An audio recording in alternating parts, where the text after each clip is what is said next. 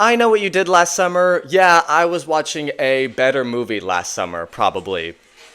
I don't know. I thought that'd be funny to put as a little intro to the beginning of this video.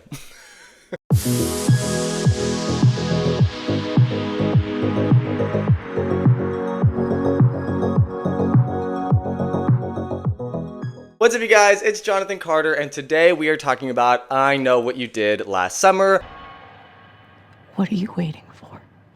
A new horror movie that its last entry in its series came out in 1998, I believe, and then the original film, also titled I Know What You Did Last Summer, came out in 1997. And right before we get into this review, I'm not really trying to be a hater here. I'm just not entirely sure who was asking for this movie. The original film came out in 1997, and the last entry in this series came out in 1998. So something like a horror slasher series, it kind of resembles the Scream franchise, which is probably the big horror franchise right now that has run for so long. Something like the Scream franchise, since its debut in 1996, has had pretty frequent sequels that have come out all the way up until Scream 6 in 2022 or 2023, I believe. And it feels like I Know What You Did Last Summer is trying to emulate the vibe of the Scream franchise, except one, I Know What You Did Last Summer doesn't have nearly as strong of a cult following as the Scream series. And also, like I said,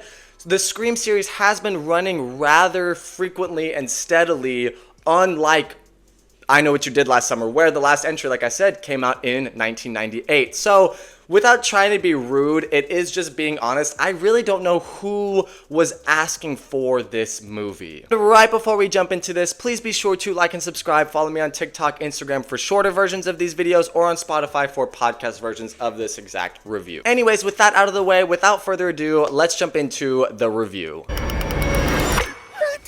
I Know What You Did Last Summer picks up over 2 decades later from the original 1997 I Know What You Did Last Summer and its sequel, I Still Know What You Did Last Summer, which, yes, those are real titles in this series. And it follows a new group of teenagers who, on the 4th of July, cause this pretty bad accident to happen. They don't mean for it to happen, but they cause basically a car accident, somebody dies, and instead of going to the police or telling anybody about it, these group of teenagers basically make it a secret, make it a pact to never tell anybody about this.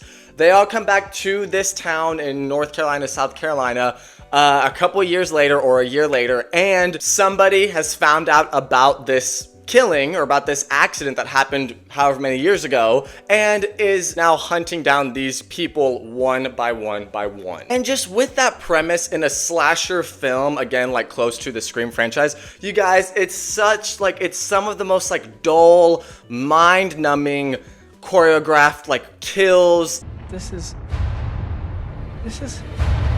What?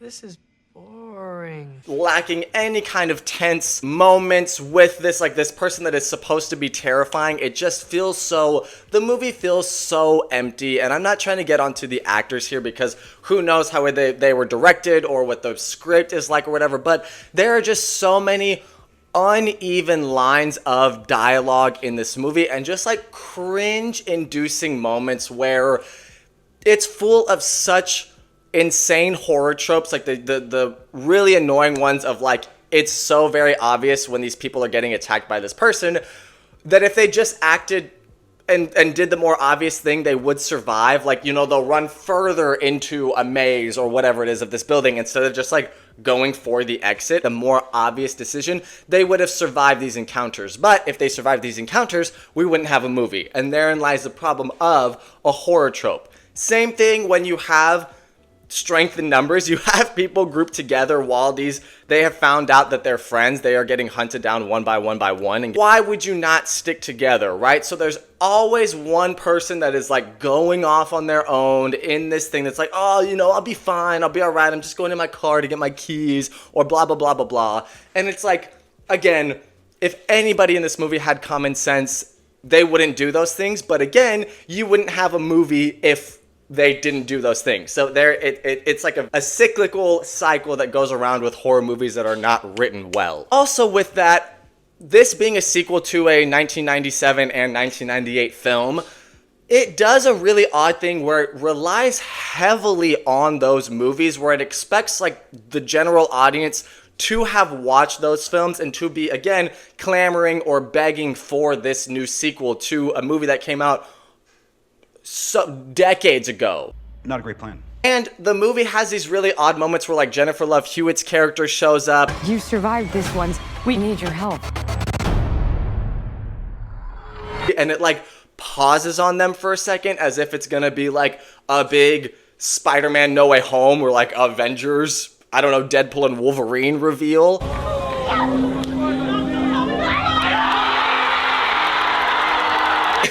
When like it's really not, like I don't even think the Scream franchise would get that kind of like reaction. And again, people love the Scream movies. They have a pretty strong following.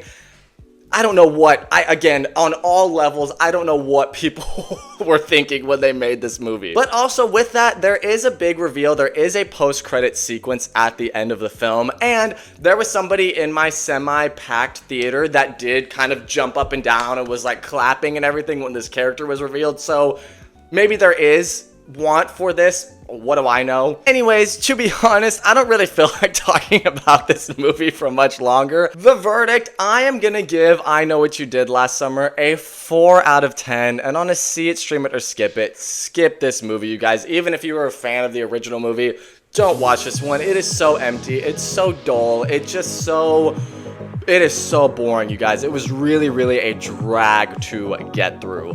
All that being said, let me know your thoughts on I Know What You Did Last Summer in the comments. Do you agree with my take? Do you disagree? Are you a big fan of this franchise? Did you really like this one compared to the others? Let me know all your thoughts below in the comments.